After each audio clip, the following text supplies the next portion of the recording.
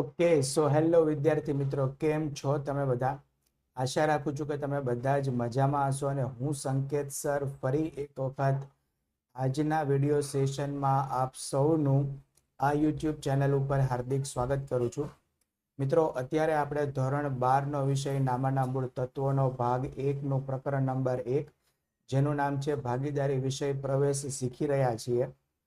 અને આ video lecture આ પ્રકરણનો ત્રીજો ભાગ થવા જઈ રહ્યો છે. એટલે કે આની પહેલાના બે ભાગની અંદર આપણે ઘણા બધા ટોપિક છે કવર કરી લીધા છે. તો હજી સુધી તમે એ બધા ટોપિક જોયા નથી તો ખાસ કરીને પહેલાં એ ટોપિક જોઈ લેશો, કારણ કે જો પ્રકરણને સ્ટેપ બાય સ્ટેપ આગળ શીખવામાં આવે તો જ આગળના ટોપિક છે એ શીખી શકાય. રાઈટ? તો આજના સેશનમાં આપણે મિત્રો નેક્સ્ટ જે ટોપિક છે જેનું નામ છે નફા નુકસાન ફાળવણી ખાતું, અને નફા નુકસાન ખાતું અને નફા નુકસાન ફાળવણી ખાતાનો તફાવત શું છે, આ બધું આપણે ખૂબ જ રસપ્રદ રીતે જોવા જઈ રહ્યા છીએ. તો તમે બધા જ તૈયાર થઈ જાઓ આજના નવા ટોપિકને સરસ રીતે શીખવા માટે. તો ચલો શરૂઆત કરી દઈએ. ઓકે, સો તમે જોઈ શકો છો કે ટેક્સ્ટ બુક છે તમારી સ્ક્રીન ઉપર આવી ગઈ છે. અને હવે આપણે આમાંથી જો વાત કરીએ તો પોઈન્ટ નંબર જે 8 તમે જોઈ શકો છો, ભાગીદારોના ઉપાડ ખાતા. રાઈટ? ત્યાં સુધીના બધા પોઈન્ટ છે એ આપણે લાસ્ટ લેક્ચરની અંદર કમ્પ્લીટ કરી લીધા છે. ભાગીદારોના ઉપાડ ખાતા સુધીના બધા પોઈન્ટ લાસ્ટ લેક્ચરની અંદર આપણે કમ્પ્લીટ કરી દીધા છે. અને હવે આપણે પોઈન્ટ નંબર 9 જેનું નામ છે નફા નુકસાન ફાળવણી ખાતું એ સૌથી પહેલા જોવાના છીએ. તો ચલો એ પોઈન્ટ ઉપર આવી જઈએ.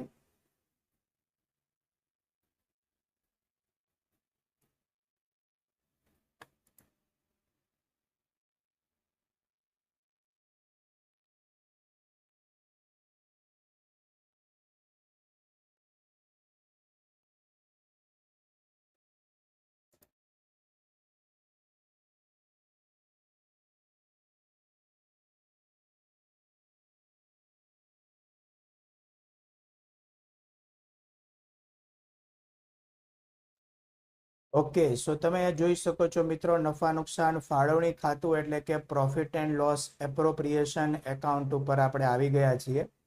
અને તમે જે સ્ક્રીન ઉપર ખાતું જુઓ છો એ નફા નુકસાન ફાળવણી ખાતાનો નમૂનો છે. આ રીતે બનાવવામાં આવે છે. રાઈટ? પહેલા કેટલીક બેઝિક વસ્તુઓ જે આ ખાતામાં આપેલી છે એ હું તમને સમજાવી દઉં, અને ત્યારબાદ સૌથી ઇમ્પોર્ટન્ટ હું તમને આ ખાતું જે છે એનો કોન્સેપ્ટ શીખવાડી દઈશ મિત્રો. એટલે તમે એકદમ સરસ રીતે આ ખાતામાં તમારે કંઈ ભૂલ પડવાની નથી. રાઈટ? તો સૌથી પહેલા હું તમને કહીશ કે આ ખાતું છે એ જ્યારે આપણે ભાગીદારી પેઢીના વાર્ષિક હિસાબો બનાવીએ ને ત્યારે આ ખાતાનું બનાવવામાં આવશે. અને એમાં પણ પહેલા નંબર ઉપર જેમ આપણે 11મા ધોરણમાં જોઈ ગયા, વ્યક્તિગત માલિકીના વાર્ષિક હિસાબમાં પહેલા નંબર ઉપર વેપાર ખાતું જ બને, જેમાંથી આપણને મળશે ધંધાનો કાચો નફો કે કાચી ખોટ. એને આપણે લઈ જઈશું નફા નુકસાન ખાતામાં, જેમાંથી આપણને મળે ચોખ્ખો નફો કે ચોખ્ખી ખોટ. અને આ ચોખ્ખો નફો કે ચોખ્ખી ખોટ મળી જાય પછી જો ભાગીદારી પેઢીના તમે વાર્ષિક હિસાબ બનાવતા હોય તો એમાં ત્રીજા નંબર ઉપર બનાવવામાં આવે નફા નુકસાન ફાળવણી ખાતું. રાઈટ? અને એનો હેતુ શું છે? તો જે આપણને ચોખ્ખી ખોટ કે ચોખ્ખો નફો મળ્યો હોય એના ઉપરથી આપણે ભાગીદારો વચ્ચે કેટલો નફો વહેંચવાનો છે, એટલે કે વહેંચણી પાત્ર નફો કે વહેંચણી પાત્ર ખોટ કેટલી આવે એ આપણને આ ખાતામાંથી મળવાનું છે. એટલે જ એનું નામ નફા નુકસાન ફાળવણી ખાતું છે. ફાળવણી કરવી એટલે શું કરવું મિત્રો? તો ફાળવણી કરવી એટલે ડિસ્ટ્રીબ્યુશન કરવું. શું કરવું? વહેંચણી કરવી. તો શેની વહેંચણી કરવી? તો નફો અને નુકસાનની વહેંચણી કરવા માટે જે ખાતું બનાવવામાં આવે એ કહેવાય નફા નુકસાન ફાળવણી ખાતું. તો સિમ્પલ વાત છે કે ભાઈ નફા નુકસાનની વહેંચણી છે એ માત્ર ભાગીદારી પેઢીમાં જ થાય, વ્યક્તિગત માલિકીમાં થાય નહીં. તો એમાં બનાવવાની જરૂર નથી. જ્યારે આપણે ભાગીદારી પેઢી છે એમાં આને બનાવવાની જરૂર પડશે. એટલે કે ત્રીજા નંબર ઉપર આ ખાતું બનશે. પહેલા નંબર ઉપર વેપાર ખાતું, બીજા નંબર ઉપર નફા નુકસાન ખાતું, અને ત્રીજા નંબર ઉપર નફા નુકસાન ફાળવણી ખાતું. હવે તમે ત્રીજા નંબર ઉપર આ ખાતું બનાવો એટલે બીજા નંબરનું ખાતું જે નફા નુકસાન ખાતું છે એમાંથી તમને કાં તો ચોખ્ખો નફો કે ચોખ્ખી ખોટ મળી હશે. તો સૌથી પહેલા તમારે એ લઈને આની શરૂઆત કરવાની. જો તમને ચોખ્ખો નફો મળ્યો હોય મિત્રો તો એ તમારે સૌથી પહેલા લખવાનો રહે જમા બાજુ. બરાબર છે? કઈ બાજુ લખવાનો રહે? જમા બાજુ. અને જો તમને ચોખ્ખી ખોટ મળી હોય તો એ લખી નાખવાનું રહે આપણે ઉધાર બાજુ, આ રીતે. બરાબર છે?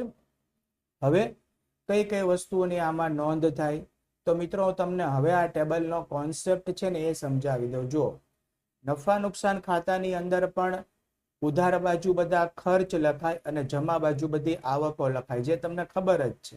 બરાબર? તો નફા નુકસાન ફાળવણી ખાતામાં તે મિત્રો ઉધાર બાજુ ખર્ચા જ લખાય. તમે સમજો, ઉધાર બાજુ શું લખાય? ખર્ચા જ લખાય અને જમા બાજુ બધી આવકો જ લખાય, એટલે કે ઉપજ કે આવકો બધી લખવામાં આવે. તો શું બંનેમાં સરખી જ નોંધ થાય? ના. હવે હું તમને એનો તફાવત કહી દઉં. તો નફા નુકસાન ખાતામાં તમે ખર્ચા અને આવક લખશો, પણ શેના? તો પેઢીના. ધંધાની આવક અને ધંધાના ખર્ચાઓ બધા લખવામાં આવે. તમે યાદ કરો મિત્રો, નફા નુકસાન ખાતામાં જમા બાજુ તમે ભાડાની આવક, વ્યાજની આવક, ડિવિડન્ડની આવક, રાઈટ, આ બધી શું થાય? તો આ બધી પેઢીની આવકો છે, એ તમે લખો, પેઢી દ્વારા થયેલી આવક. અને ઉધાર બાજુ તો ખર્ચા તો કેટલા બધા હોય. પગાર, તમારે કર્મચારીને પગાર ચૂકવવાનો છે, પછી તમે સ્ટેશનરી ખર્ચ હોય, ભાડું ચૂકવવાનું હોય, ઓફિસના ખર્ચા હોય, જાહેરાતના ખર્ચા હોય. બરાબર છે? કેટલા બધા ખર્ચા. આપણે વ્યાજ હોય તો વ્યાજના ખર્ચા હોય. એ બધું આપણે ઉધાર બાજુ લખીએ, પણ આ બધું શું હોય? તો પેઢીના ખર્ચા હોય. રાઈટ? પણ અહીંયા આપણે જે આવકોને ખર્ચા લખીશું એ કેવા? તો એ ભાગીદારો દ્વારા ઉદ્ભવેલા. શેના દ્વારા? ભાગીદારો દ્વારા ઉદ્ભવેલા ખર્ચા અથવા આવકો લખવામાં આવે.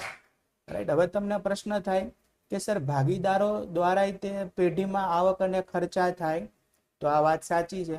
કેવી રીતે? તો જો સૌથી પહેલા હું તમને કહું કે ભાગીદારો ધંધામાં મૂડી લઈને આવે તો આપણે એને મૂડી પર વ્યાજ ચૂકવવું પડે. તો પેઢી માટે શું થઈ? પણ એ કોને ચૂકવવાનું છે? તમારે ભાગીદારને ચૂકવવાનું છે. એટલે ભાગીદાર ને લગતા ખર્ચા થયા. રાઈટ? તો એ આપણે લખી દઈએ અહીંયા ઉધાર બાજુ. જો લખેલું જ છે, લખી દીધું ઉધાર બાજુ. ભાગીદારોને લગતા ખર્ચા થઈ ગયું. એમાં ભાગીદાર એ, ભાગીદાર બી અને ભાગીદાર સી, જેટલા ભાગીદારો હોય ને મિત્રો, એ દરેકે દરેક ભાગીદારનું આપણે લખી નાખવાનું રહે. રાઈટ? અચ્છા, પછી એ સિવાય બીજો કોઈ ખર્ચ? તો હા, ભાગીદારોને જો તમે કઈ પગાર, બોનસ કે કમિશન કે મહેનતાણું આપવાનું હોય તો એ ભાગીદારને લગતો ખર્ચ થયો, તો એ લખી નાખવું પડે આપણે અહીંયા. તો એ થઈ ગયું. પછી એના સિવાય તો મિત્રો તમને યાદ હોય તો આપણે લાસ્ટ લેક્ચરમાં જોયું હતું કે મૂડી ખાતાને બનાવવાની બે પદ્ધતિઓ છે. બરાબર? એક હોય સ્થિર મૂડી ખાતાની પદ્ધતિ ને બીજું હોય અસ્થિર મૂડી ખાતાની પદ્ધતિ. જો સ્થિર મૂડી ખાતાની પદ્ધતિ હોય તો એવું બને કે મૂડી ખાતાની સાથે ચાલુ ખાતા પણ હોય અને ચાલુ ખાતાની બાકી પર વ્યાજ આપવાનું હોય. જો ચાલુ ખાતાની જમા બાકી હોય તો એની ઉપર પણ આપણે ભાગીદારને વ્યાજ આપવાનું થાય. રાઈટ? તો એ પણ ધંધા માટે ખર્ચ થયો. તો ચાલુ ખાતાની જમા બાકીનો વ્યાજ પણ આપણે લખી દેશું. પગાર આપવાનો હોય તો પગાર પણ લખી દેશું. આ બધી વસ્તુઓ થઈ ગઈ. ઓકે, હવે આપણે એ જોઈએ કે ભાગીદારો દ્વારા થતી આવક કઈ? તો ભાગીદાર ધંધામાંથી ઉપાડ કરે અને જો ઉપાડ કરે તો એને ઉપાડ પર વ્યાજ પેઢીને ચૂકવવું પડે, એટલે પેઢી માટે આવક થઈ. તો અહીંયા આવી જશે ભાગીદારોના ઉપાડ પર વ્યાજ ખાતે. એ પણ મિત્રો ભાગીદાર એ, બી, સી. તો આ શું થઈ? પેઢી માટે આવક થઈ. અને કેવી આવક? ભાગીદાર દ્વારા થયેલી આવક. બરાબર છે? પછી જો ભાગીદારોની ચાલુ ખાતાની મિત્રો આપણે જોયું હતું કે કોઈ પણ બાકી હોઈ શકે, જમા બાકી હોઈ શકે, ઉધાર બાકી હોઈ શકે. હવે જો ઉધાર બાકી હોય, ઉધાર બાકી એટલે નેગેટિવ બેલેન્સ કહેવાય એને. બરાબર? માઇનસમાં એની બેલેન્સ એવું કહેવાય. તો એના ઉપર પણ એને પેઢીને વ્યાજ ચૂકવવું પડે, એટલે પેઢી માટે આવક થઈ કહેવાય. બરાબર? તો એ પણ લખી નાખવાનું રહેશે.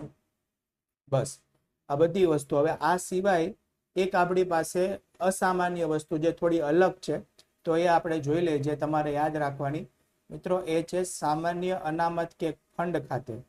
ઘણી બધી વખત ભાગીદારો પોતે એવું નક્કી કરતા હોય કે આપણે નફો વહેંચીએ ને એ પહેલાનો જે એક્ઝેક્ટ એ પહેલા આપણે આટલા રૂપિયા કોઈ સ્પેસિફિક સામાન્ય અનામત કે કોઈ ચોક્કસ ફંડ ખાતે આપણે લઈ જવા છે, તો એ મિત્રો અહીંયા આપણે લખવું પડે. પણ એ ક્યારે હોય? નફો વહેંચતા પહેલા. હવે નફો વહેંચવાનું કામ ક્યાં થાય છે? તો ફાળવણી ખાતામાં. એટલે તમારે ફાળવણી ખાતામાંથી ઉધાર કરવું પડે.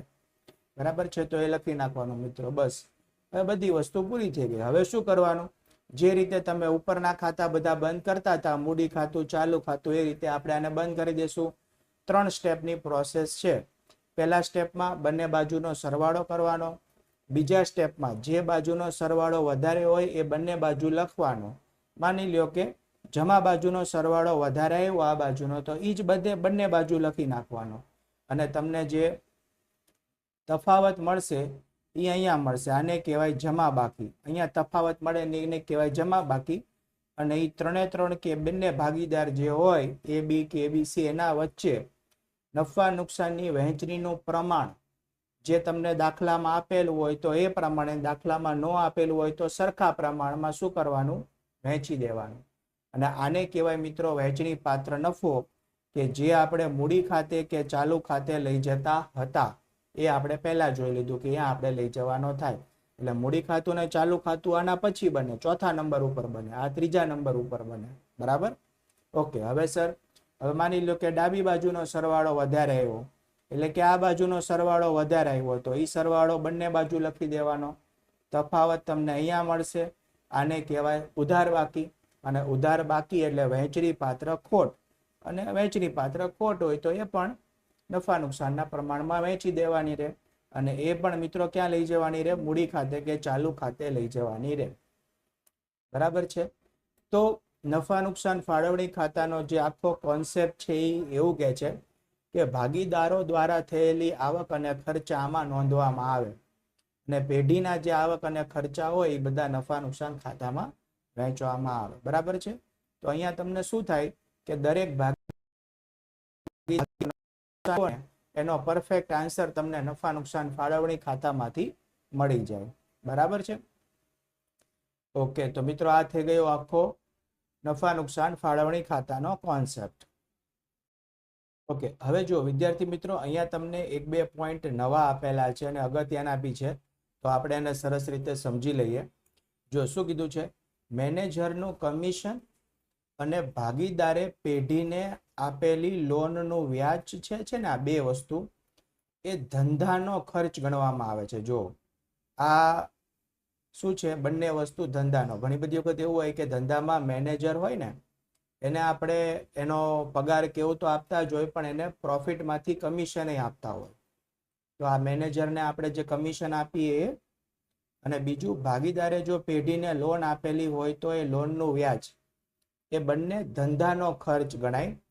એટલા માટે થઈને બંનેને નફા નુકસાન ખાતાની ઉધાર બાજુ લખવામાં આવે છે. આ તમારે યાદ રાખવાનું. રાઈટ? લગભગ બધા દાખલામાં વસ્તુ હશે. તો બંને વસ્તુ પેઢીનો ખર્ચ છે એટલે નફા નુકસાન ખાતાની ઉધાર બાજુ લખવામાં આવે છે. આ બંને બાબતો ઉપજ સામે ખર્ચની નોંધના સિદ્ધાંત પ્રમાણે હિસાબી અસરો આપવાની હોવાથી નફા નુકસાન ખાતામાં ઉધારે છે. બરાબર? ભાગીદારની લોનનું વ્યાજ ભાગીદારના મૂડી ખાતે કે ચાલુ ખાતે દર્શાવવામાં આવેલ નથી. આ બીજો ઇમ્પોર્ટન્ટ પોઈન્ટ. ઘણા બધા વિદ્યાર્થી મિત્રો શું કરતા હોય છે કે એવું વિચારે કે ભાગીદારને લગતી બધી વસ્તુ ક્યાં આવે? તો ફાળવણી ખાતે આવે ને મૂડી કે ચાલુ ખાતે આવે. તો વાત ખોટી છે મિત્રો. ભાગીદારની લોનનું વ્યાજ એ ભાગીદારના મૂડી કે ચાલુ ખાતે નથી આવતી.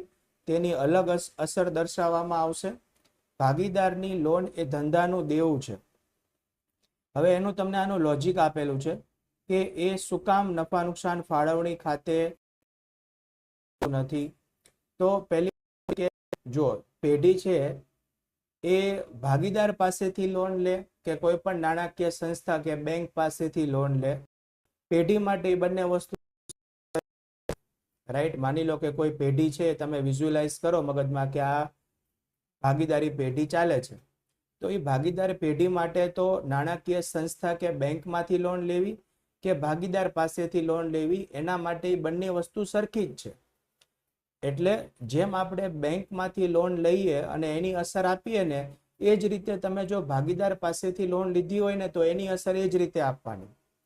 તો યાદ કરો તો મિત્રો કે આપણે 11મા ધોરણમાં જો પેઢી બેંક પાસેથી લોન લે તો શું અસર આપતા હતા?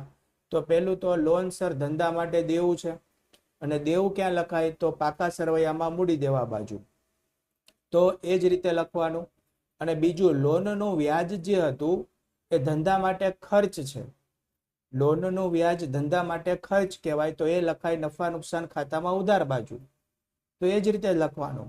અને જો આ લોનનું વ્યાજ ચૂકવવાનું બાકી હોય તો એની બીજી અસર પાછી તમારે આપી દેવાની પાકા સરવૈયામાં મૂડી દેવા બાજુ. તો યાદ રાખજો મિત્રો કે ભાગીદારી પેઢી માટે બેંકમાંથી લીધેલી લોન કે નાણાકીય સંસ્થા પાસેથી લીધેલી લોન કે ભાગીદાર પાસેથી લીધેલી લોન, બધી વસ્તુની અસર સરખી રીતે જ અપાય. તો એમાં કોઈ ફેરફાર આવતો નથી. બરાબર? ઓકે, તો આ ટોપિક અહીંયા આપણે પૂરો થયો. હવે આપણને નફા નુકસાન ખાતા અને ફાળવણી ખાતા વચ્ચેનો ડિફરન્સ આપેલો છે, તફાવત આપેલો છે. આમ તો મેં તમને જ્યારે ફાળવણી ખાતું સમજાવ્યું ને ત્યારે મોટા ભાગના તફાવતના મુદ્દાઓ કહી દીધા, પણ છતાં એક વખત આપણે જોઈ લઈએ. સૌથી પહેલો જે તફાવત છે એ અર્થનો છે. તો વેપાર ખાતું શું આપેલું છે મિત્રો? જો અહીંયા વેપાર ખાતું તૈયાર કર્યા બાદ ધંધાનો ચોખ્ખો નફો કે નુકસાન જાણવા માટે થઈને નફા નુકસાન ખાતું બનાવીએ આપણે. બરાબર? પણ જો તમારે ચોખ્ખો નફો કે ચોખ્ખી ખોટ શોધ્યા બાદ વહેંચણી પાત્ર નફો કે વહેંચણી કરવા માટે જે ખાતું બનાવીએ ને, નફા નુકસાનની વહેંચણી કરવા માટે જે ખાતું બનાવીએ ને, એને કહેવાય નફા નુકસાન ફાળવણી ખાતું.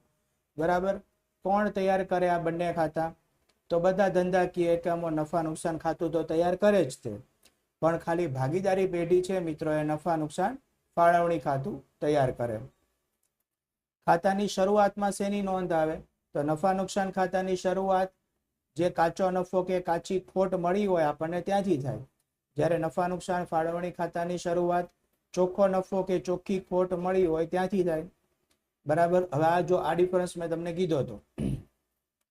ઉધાર બાજુ શું લખાય મિત્રો? તો ખરીદીને લગતા ખર્ચા જે આપણે નફા નુકસાન ખાતામાં, જેમ કે વહીવટી ખર્ચા, નાણાકીય ખર્ચા, વેચાણ વિતરણના ખર્ચા, ઘસારો, ભાગીદારની લોનનું વ્યાજ, બરાબર, હમણાં જ આપણે જોયું, અને મેનેજરનું કમિશન અને જોગવાઈઓ, આ બધું અન્ય ખર્ચ બધું નફા નુકસાન ખાતામાં ઉધાર બાજુ. ફાળવણી ખાતામાં ઉધાર બાજુ બધો ભાગીદારને લગતો ખર્ચ લખાય, જેમ કે તેની મૂડી પર વ્યાજ, ચાલુ ખાતાની જમા બાકીનું વ્યાજ, ભાગીદારોનો પગાર, બોનસ, કમિશન, મહેનતાણું વગેરે. જમા બાજુ વાત કરીએ તો પેઢીને બધી અલગ અલગ પ્રકારની જે આવકો ને ઉપજો થઈ હોય એ નોંધાય. જ્યારે આમાં ભાગીદારોથી થયેલી આવકો, જેમ કે ઉપાડ પર વ્યાજ, ચાલુ ખાતાની ઉધાર બાકીનું વ્યાજ વગેરે વગેરે લખાય. ખાતાનું પરિણામ શું આવે? તો નફા નુકસાન ખાતામાં મિત્રો તમને શું મળે? એનો હેતુ શું છે બનાવવાનો? તો ચોખ્ખી ખોટ કે ચોખ્ખો નફો શોધવા માટે, ને આ વહેંચણી પાત્ર નફો કે વહેંચણી પાત્ર ખોટ શોધી શકાય. અને ખાતાની બાકી તો નફા નુકસાન ખાતામાંથી જે મળ્યું હોય એ નફા નુકસાન ફાળવણી ખાતે લઈ જવાનું, અને નફા નુકસાન ફાળવણી ખાતામાંથી જે વહેંચણી પાત્ર ખોટ કે નફો મળ્યો હોય એના પછી મૂડી ખાતું જે બનાવ્યું હોય મિત્રો ત્યાં લઈ જવામાં આવે છે અને ભાગીદારો વચ્ચે વહેંચી દેવામાં આવે છે. બરાબર? તો આ થઈ ગયો મિત્રો બંને વચ્ચેનો તફાવત. ઓકે, સો હવે આપણને નેક્સ્ટ પોઈન્ટમાં કેટલાક વિશિષ્ટ મુદ્દાઓની સમજૂતી અને તેની આમનોંધ આપેલી છે, તો એ એક વખત આપણે સમજી લઈએ વિદ્યાર્થી મિત્રો. બરાબર છે? રાઈટ? દરેકે દરેક ટોપિક આપેલો છે ને એની ઓછામાં ઓછી 2 આમનોંધ થાય. કેવી રીતે? તો એક આમનોંધ થાય વર્ષ દરમિયાન અને બીજી આમનોંધ થાય વર્ષના અંતે, એને બંધ કરીને જે તે ખાતે લઈ જવામાં આવે. રાઈટ? હવે દરેકે આમનોંધ કેવી રીતે કરવાની એનો તમને કોન્સેપ્ટ સાથે શીખવાડતો જઈશ મિત્રો. પહેલું આપેલું છે મૂડી પર વ્યાજ. હવે તમારે સૌથી પહેલા એ વિચારવાનું છે કે મૂડી પર વ્યાજ છે ને એ પેઢી માટે શું થાય, એનાથી તમે એની આમનોંધ બનાવી શકો. તો મૂડી ધંધામાં લાવે ભાગીદારો, અને એ ભાગીદારોને મૂડી પર વ્યાજ ચૂકવવું પડે, એટલે એ પેઢી માટે ખર્ચ થાય. અને આપણે 11મા ધોરણમાં શીખી ગયા મિત્રો કે ખર્ચ હંમેશા શું થાય? ઉધાર થાય. તો બસ ત્યાંથી જ આપણે શરૂઆત કરીશું. જો શું લખેલું છે? મૂડી પર વ્યાજ ખાતે ઉધાર છે એ કરી દીધું, રાઈટ. હવે તમે યાદ કરો મિત્રો કે ભાગીદારોને લગતી બધી જ વસ્તુઓ બે ખાતામાં જતી હતી. એક તો ભાગીદારોના મૂડી અથવા ચાલુ ખાતે અને બીજું નફા નુકસાન ફાળવણી ખાતે. હવે નફા નુકસાન ફાળવણી ખાતું તો વર્ષના અંતે બને એટલે અત્યારે એ આવે નહીં. તો આને આપણે લઈ જવાનું, કારણ કે આ ભાગીદારને ચૂકવવાનું થાય છે. હવે જો તમને યાદ હોય તો મેં આ રીતે તમને શીખવાડ્યું હતું પહેલાના લેક્ચરમાં કે જે વસ્તુ ભાગીદારોને ચૂકવવા પાત્ર હોય બધું જો લખેલું છે અહીંયા, એ બધું જ જમા બાજુ આવે. ચૂકવવા પાત્ર ક્યાં આવે? જમા બાજુ આવે. અને જે મળવા પાત્ર હોય એ બધું ઉધાર બાજુ આવે. તો મૂડી પર વ્યાજ હંમેશા ચૂકવવા પાત્ર હોય, ભાગીદારોને આપવાનું હોય. તો એ શું કરી દેવાનું? ભાગીદારોના મૂડી અથવા ચાલુ ખાતું જે તમે પદ્ધતિ અપનાવી હોય એ પ્રમાણે શું કરી દેવાનું? જમા કરી દેવાનું. આ થઈ ગઈ એની પહેલી આમ નોંધ. બીજી આમ નોંધ, વર્ષના અંતે તમારે મૂડી પર વ્યાજને બંધ કરીને એને ટ્રાન્સફર કરી દેવાનું રહે. તો જ્યારે તમે જે તે ખાતું વર્ષના અંતે બંધ કરો ને ત્યારે એની વિરુદ્ધ અસર અપાય, એ યાદ રાખજો. અને તમને યાદ હોવું જ જોઈએ. હવે તો જો જ્યારે આપણે ખોલ્યું હતું ત્યારે આપણે એને શું કર્યું હતું? ઉધાર કર્યું હતું. તો હવે વર્ષના અંતે જ્યારે હું એને બંધ કરું તો ત્યારે એ જ ખાતું શું થઈ જશે મિત્રો? જમા થઈ જવું જોઈએ. તો જો અહીંયા મૂડી પર વ્યાજ જમા થઈ ગયું અને એ ભાગીદારને લગતો ખર્ચ છે, પેઢી માટે ખર્ચ છે. તો એના માટે મેં તમને શીખવાડ્યું હતું મિત્રો કે નફા નુકસાન ફાળવણી ખાતે ઉધાર કરી દેવાનું. તો આ રીતે વસ્તુ શું છે કે તમે ધારો ને તો આ બંને આમ નોંધ ગોખી પણ શકો છો, પણ ગોખેલું જ્ઞાન કેવું હોય? બરાબર છે, પાયા વિહોણું, આગળ ક્યાંય ઉપયોગમાં ન આવે અને જલ્દી તમે કરેલું ભૂલી પણ જાઓ. તો આ રીતે તમારે કોન્સેપ્ટ અપ્લાય કરીને દરેકે દરેક આમ નોંધને યાદ રાખવાની છે, મગજ નથી કરવાની. બરાબર છે. તો જો હવે બીજી આમ નોંધ એવી જ રીતે તમે બનાવવાનો પ્રયત્ન કરો મિત્રો, ગોખવાનું થતું નથી. બરાબર છે. તો કેવી રીતે બનાવશો? જે રીતે મેં તમને શીખવાડ્યું એ રીતે પહેલા વિચારવાનું કે ભાગીદારને પગાર, બોનસ કે કમિશન, મહેનતાણું આપવાનું થાય. પેઢી માટે શું છે? તો પેઢી માટે ખર્ચ છે. જો ખર્ચ હોય તો એને આપણે સૌથી પહેલા તો ઉધાર કરી દેવાનું. બરાબર છે. એટલે પહેલી આમ નોંધમાં ઉધાર થાય અને બીજી આમ નોંધમાં એને બંધ કરીને આપણે જે તે ખાતે લઈ જવાનું હોય તો બીજી આમ નોંધમાં એને જમા કરી જ દેવું પડે. શું કરી દેવું પડે મિત્રો? જમા કરી દેવું પડે. તો અહીંયા જમા થઈ ગયું. આ બે કોન્સેપ્ટ યાદ રહી ગયા. હવે એ વિચારો કે આ પગાર, બોનસ, કમિશન કોને આપણે આપવાનું છે? તો ભાગીદારોને ચૂકવવા પાત્ર છે, ભાગીદારોને આપવાનું છે. આપવાનું છે એટલા માટે થઈને આપણે એને ભાગીદારના મૂડી કે ચાલુ ખાતે જમા કરી દેવાનું, જેવી રીતે ઉપર કર્યું એ રીતે. અને બંધ કરીને આ ભાગીદારને લગતો ખર્ચ છે એટલે પાછું એ નફા નુકસાન ફાળવણી ખાતે શું થઈ જશે? ઉધાર થઈ જશે. તો આ રીતે તમારે યાદ રાખવાનું થાય છે. બરાબર.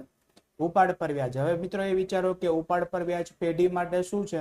તો સર ઉપાડ પર વ્યાજ પેઢી માટે ઉપજ છે, એટલે કે આવક છે. કેમ આવક છે? કારણ કે ઉપાડ ભાગીદારો કરે અને ભાગીદારો ઉપાડ કરે તો એને પેઢીને વ્યાજ ચૂકવવું પડે.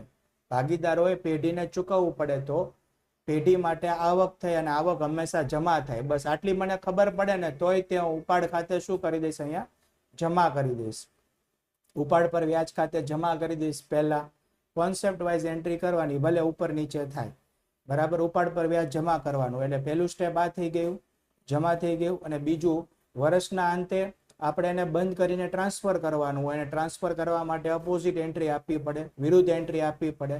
તો બીજી એન્ટ્રીમાં, પહેલી એન્ટ્રીમાં મેં જમા કર્યું હતું તો બીજી એન્ટ્રીમાં મારે એને ઉધાર કરી દેવું પડશે. તો અહીંયા જો મિત્રો, આને મેં અહીંયા ઉધાર કરી દીધું. આ બે પોઈન્ટ તો સમજાઈ ગયા તમને.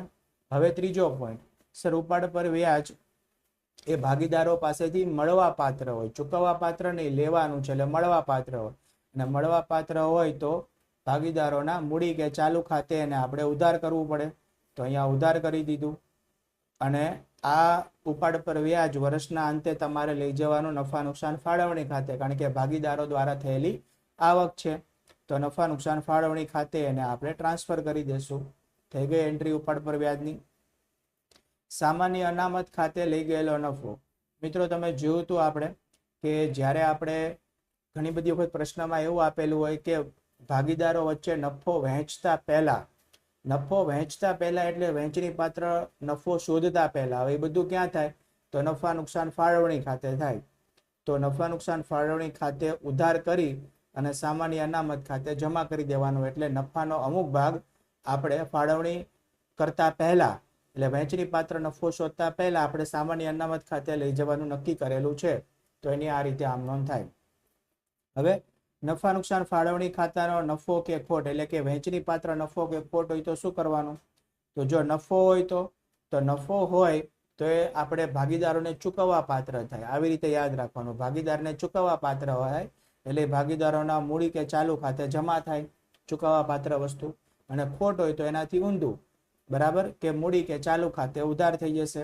એટલે આ બીજી આમ નોંધ થઈ ગઈ, રાઈટ. પછી આપેલું છે ભાગીદારની લોન પર વ્યાજ. મિત્રો મેં તમને અત્યારે જ કીધું, આની પહેલા જ કીધું કે પેઢીની ભાગીદાર પાસેથી લોન કે લે કે પછી નાણાકીય સંસ્થા પાસેથી લોન લે, બધી વસ્તુ એક જ છે.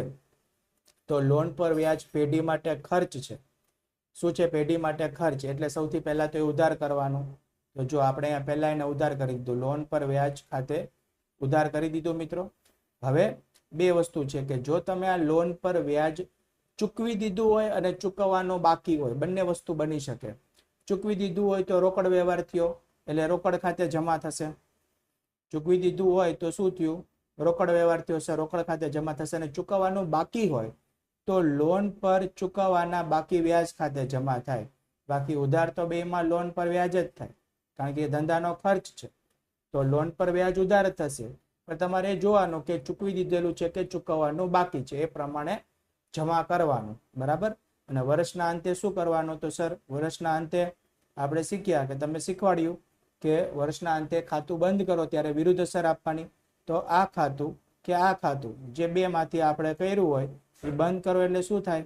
સર એની વિરુદ્ધ અસર એટલે જમા થઈ જાય.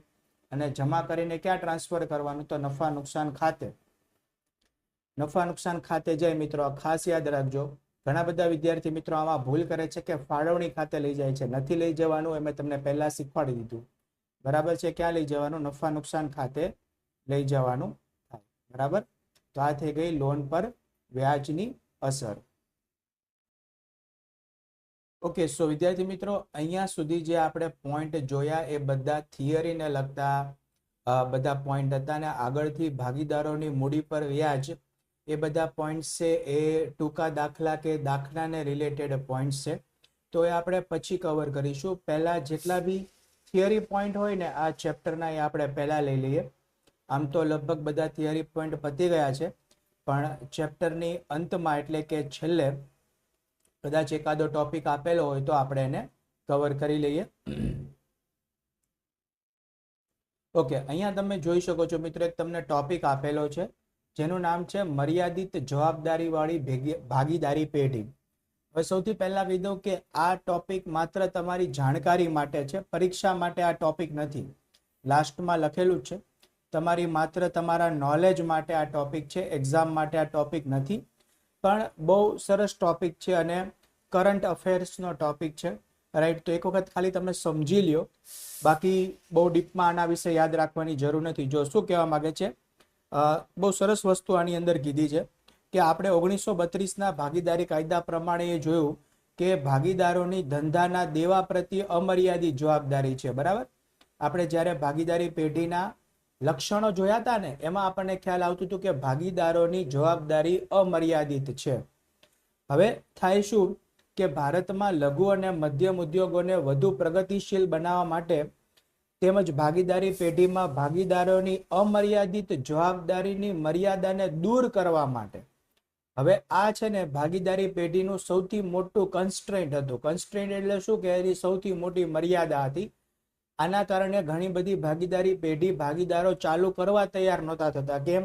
કારણ કે જવાબદારી જ અમર્યાદિત થઈ જાય. ચલો પોતાના પૈસા રોક્યા હોય ને એ પૈસા વયા જાય તો સમજ્યા, પણ આ તો પેઢીના તે પૈસા ચૂકવવા માટે થઈને ભાગીદારોએ પોતાની અંગત મિલકતો વેચી દેવી પડે. એ બહુ મોટી જવાબદારી થઈ જાય. તો આ ભાગીદારી પેઢીની સૌથી મોટી મર્યાદા હતી.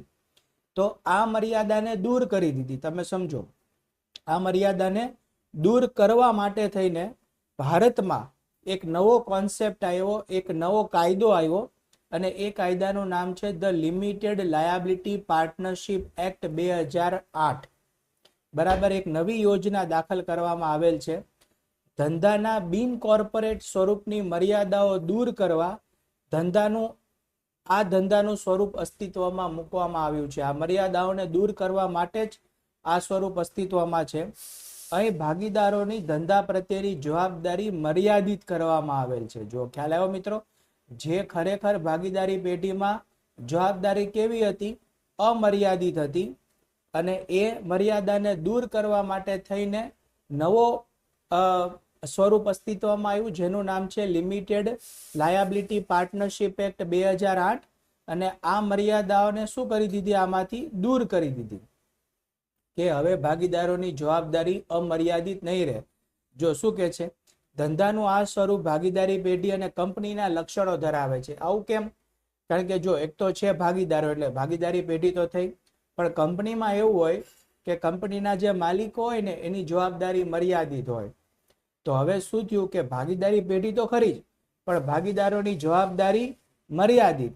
એટલે ભાગીદાર છે એટલે ભાગીદારીના લક્ષણ, અને જવાબદારી મર્યાદિત છે એટલે કંપનીના લક્ષણ, બંનેને ભેગા કરી દેવામાં આવ્યા.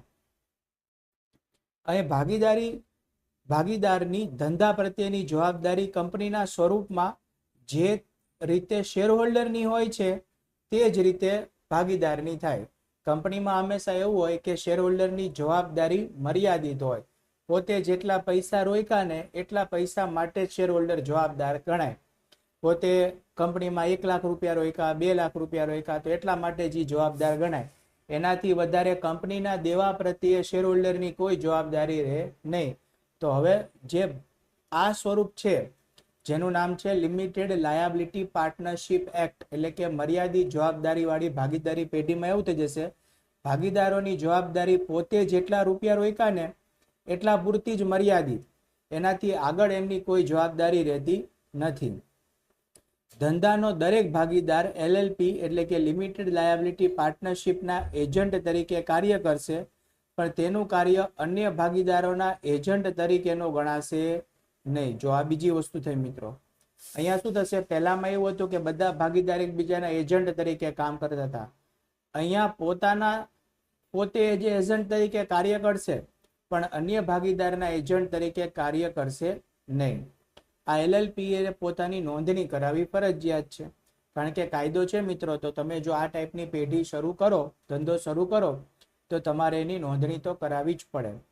રાઈટ મિત્રો? તો બહુ સરસ આ કોન્સેપ્ટ છે. અને અત્યારે પ્રવર્તમાન જે આપણા બજારો છે એમાં આ પ્રકારનું જે ધંધાનું સ્વરૂપ છે એ ખૂબ પ્રચલિત છે.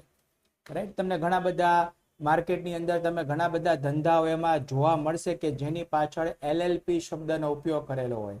LLP એટલે શું? તો યાદ રાખવાનું, લિમિટેડ લાયબિલિટી પાર્ટનરશિપ, મર્યાદિત જવાબદારી વાળી ભાગીદારી પેઢી.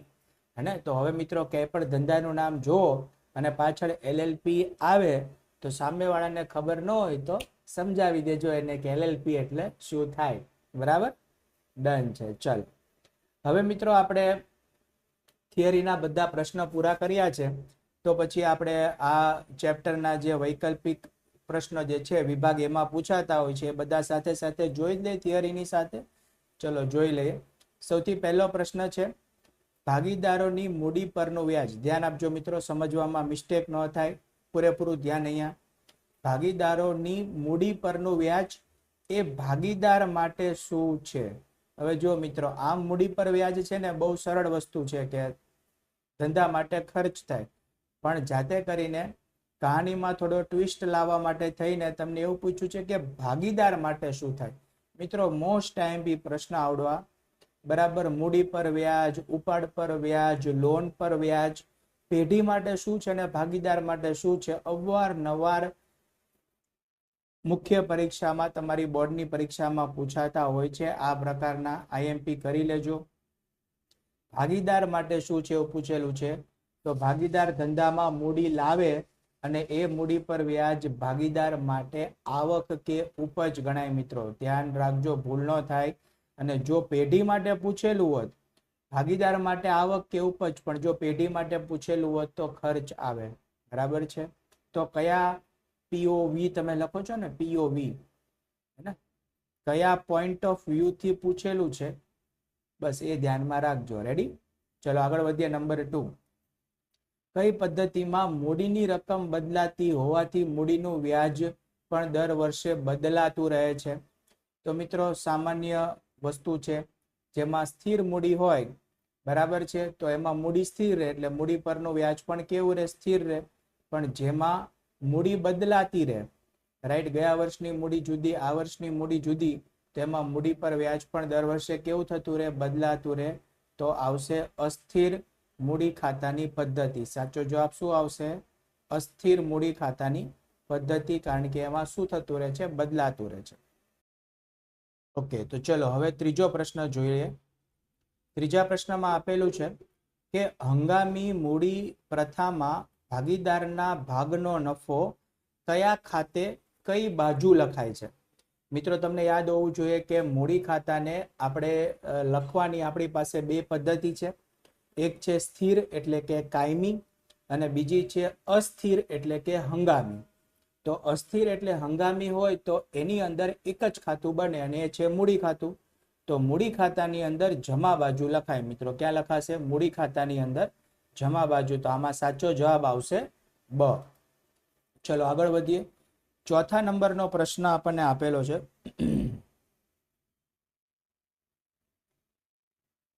જો સ્થિર મૂડી ખાતાની પદ્ધતિ હોય તો ઉપાડ ખાતું બંધ કરી વર્ષના અંતે કયા ખાતે લઈ જવામાં આવે છે?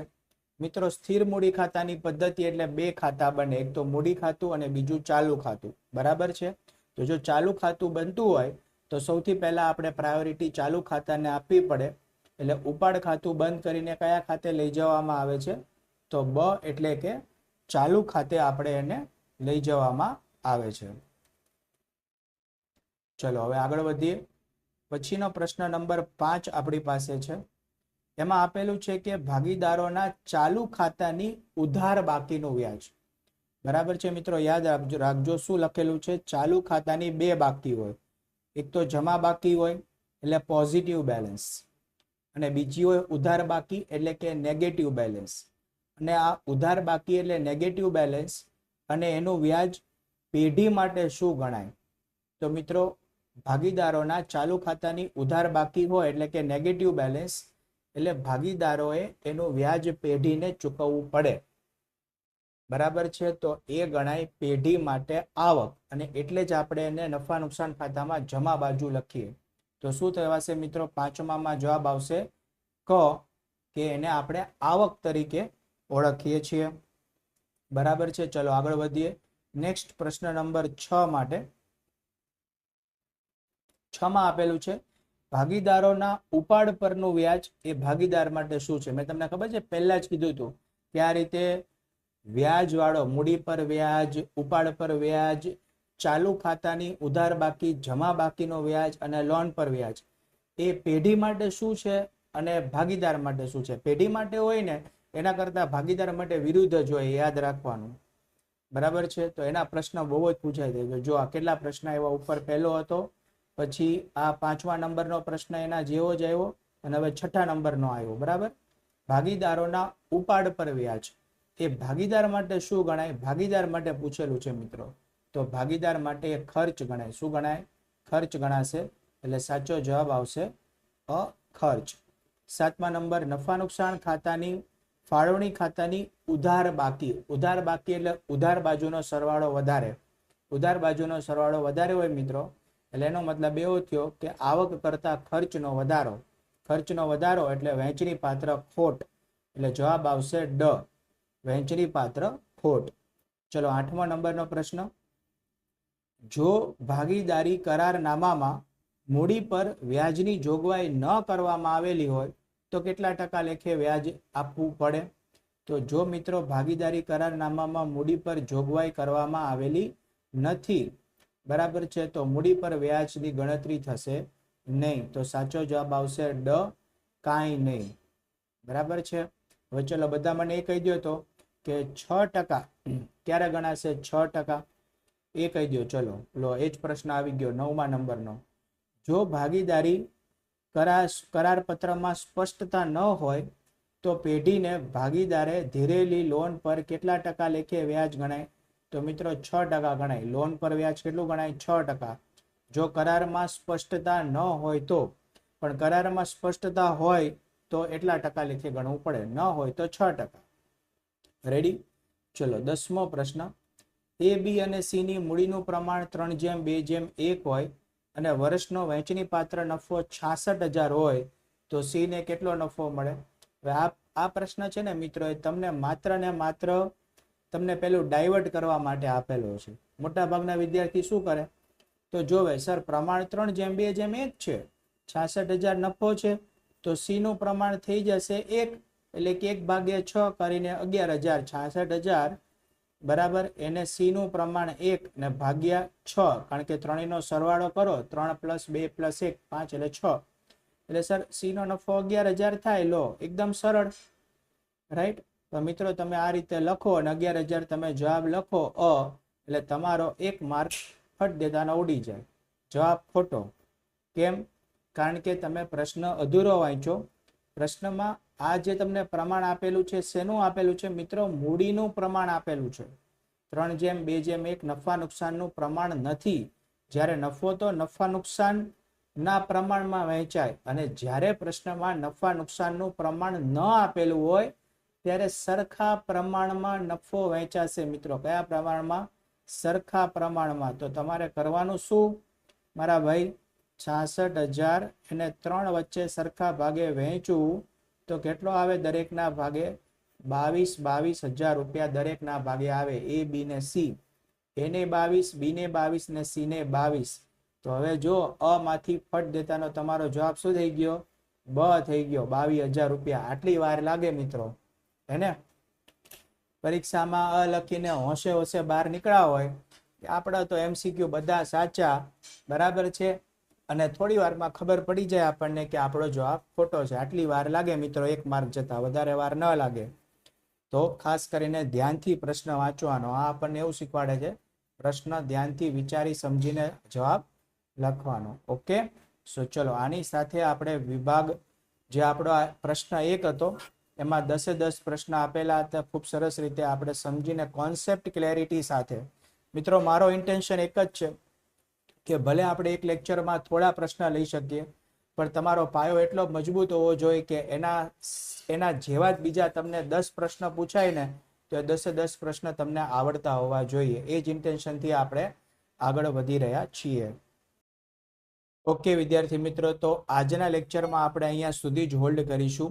આજના લેક્ચરમાં આપણે ઘણા બધા પોઈન્ટ કવર કર્યા. નફા નુકસાન ફાળવણી ખાતાથી લઈને જે સ્વાધ્યાયની અંદર આપણને ટૂંકા પ્રશ્ન જવાબ આપેલા હતા, એટલે કે વૈકલ્પિક પ્રશ્ન જવાબ આપેલા હતા, ત્યાં સુધીના બધા પોઈન્ટ કવર કર્યા.